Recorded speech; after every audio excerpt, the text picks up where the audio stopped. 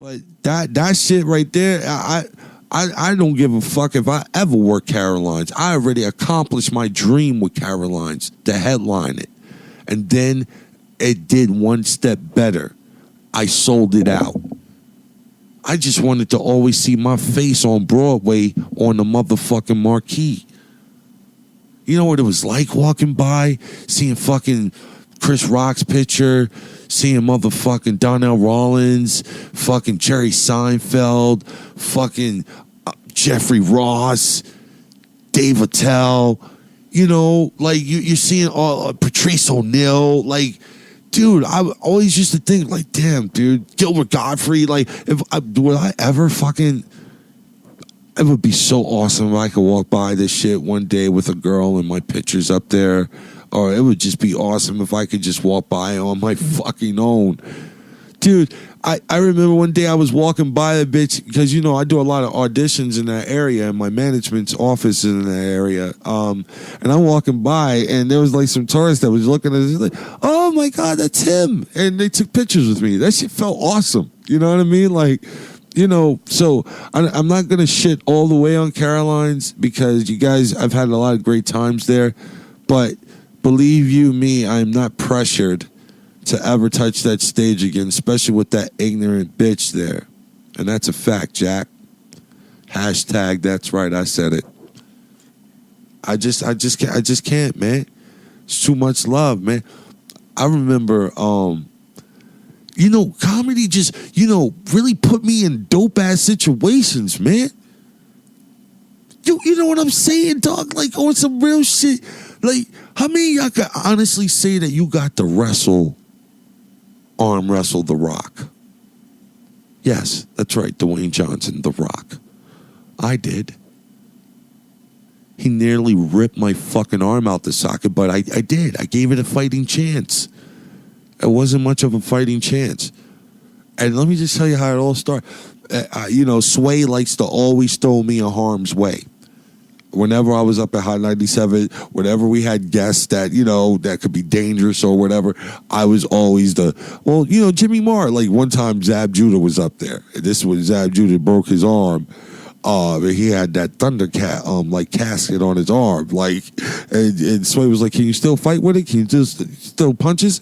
And Zab was like, yeah, I could throw some punches. All right, well, let's see. Jimmy Marr, can you punch him in the jaw for us, right? Well, go ahead. Let's see. I was like, nah, he ain't punching me in my jaw with a cast on. Fuck out of here, man. But I was always the like guy, you know, to go and be the go-to guy. Well, my nigga, this particular situation here was so fucking phenomenal. The Rock walks in. I'm like, wow, man, fucking, I can't believe you're here. He's like, yeah, I'm here. And he's doing all his Rock eye impressions and stuff like that.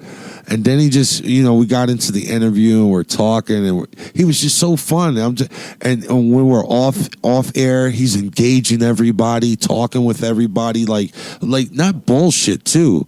Like asking, like, hey, do you have a son? Do you have a kid? Or is he like engaging people? I was like, oh, this motherfucker's super dope. He like T.I. from Grand Hustle. T.I. super dope ass dude. Like he's engaging. He wants to know who you are, and so I'm letting The Rock know. You know, like, dude, I know you're a big guy, but I'm a fat guy. I was really huge at the time. And I was like, I letting you know right now, if you want to arm wrestle me, you're setting yourself up for failure. And he's like, well, I wasn't talking about arm wrestling, but if you want to arm wrestle, we can arm wrestle.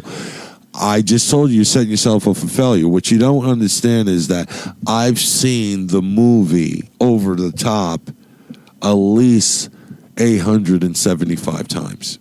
That's just me lowballing the number right there. But if you want to put yourself in harm's way, we can do that. So you know what Sway does. He makes this thing a big event. It's just so the listeners are all baiting for the moment. And as soon as the moment happened, it was the quickest moment ever.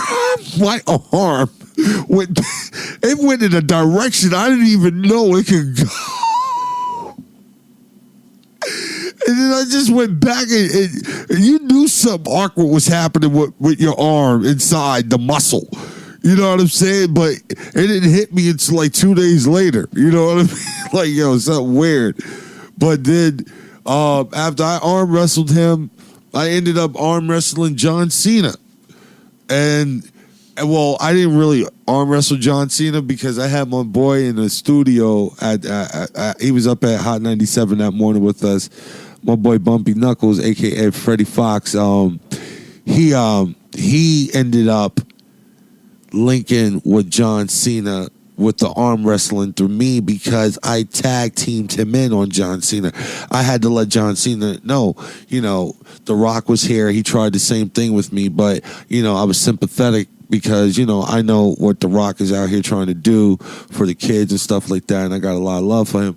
But you, John Cena, I can't stand you. And I'm going to tell you the real number that I've watched Over the Top with. All right? That's right, with Sylvester Stallone.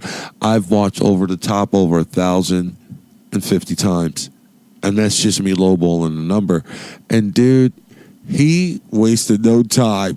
Sway couldn't wait. Trying to set up a little bait joint. He's like, put it here right now. Put it here right now. And then I locked into the arms and into his hand, and I'm trying to position myself, and I had both of my hands on one of his big fucking hands, and I was about to wrestle him, and I was like, this is wrestling, right? And I tag team wrestled Freddie Fox, and him and Bumpy Knuckles, they ended up arm wrestling. And it was a standstill. It was like a tug of war, back and forth. Nobody fucking won. And let me tell you what that arm wrestling tag Freddie Fox in did. I really tagged him in on a check. Okay? I always am giving niggas the alley-oop. That's what I am. An habitual alley-ooper. I love giving niggas alley-oops to set themselves up for awesomeness. John Cena at the time, the WWE gave him money. He had to write a rap album. He didn't know how to write a rap album. I told him, why don't you let Freddie Fox help you write the album? And he said, really? Would he? And I made that shit happen. Never got a check, never knew nothing about. I never knew that shit went any further until I saw a video with Bumpy Knuckles as Mr. T in a motherfucking John Cena video. And that's when I knew a lot more went down than I knew went down. And I thought that was super fucking awesome. When you do shit, don't do it because you want something from it. Do that shit because your heart is telling you you're supposed to do it. No hidden agenda. Everything comes back tenfold, B. And that's a motherfucking fact. That's a motherfucking fact, man.